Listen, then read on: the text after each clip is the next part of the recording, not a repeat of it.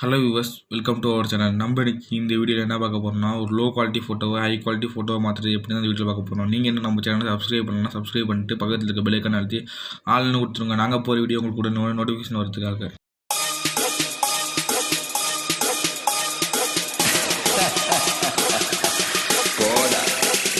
ஆண்டவனே நம்ம பக்கம் இருக்கா.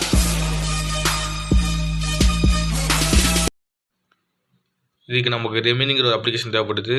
இது கூகுள் ப்ளே ஸ்டோரில் அவைலபிளாக இருக்குது, டவுன்லோட் பண்ணிக்கோங்க. அப்படி இல்லைனா டிஸ்கிரிப்ஷனில் கொடுக்குறேன், டவுன்லோட் பண்ணிக்கோங்க.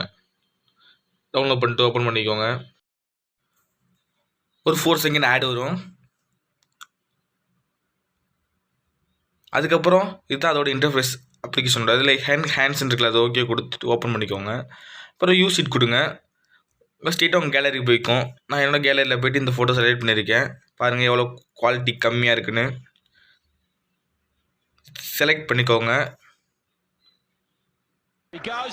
ஒரு 30 செகண்ட் ஆட் வரும்.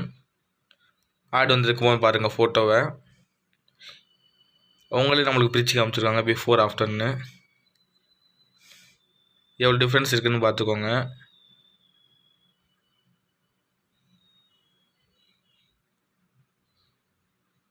ஃபேஸ் மட்டும் ஓரளவுக்கு கிளியராக இருக்குது, மற்றதெல்லாம் ஓரளவுக்கு நார்மலாக தான் இருக்குது.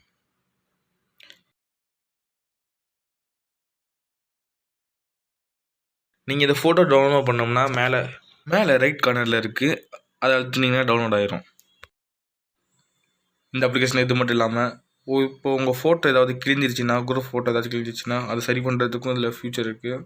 இப்போ போய்ட்டு டே ஸ்க்ராட்ச்னு இருக்கிற செலக்ட் பண்ணிட்டு யூஸ் இட் கொடுத்து நீங்கள் சரி பண்ணுங்கள்.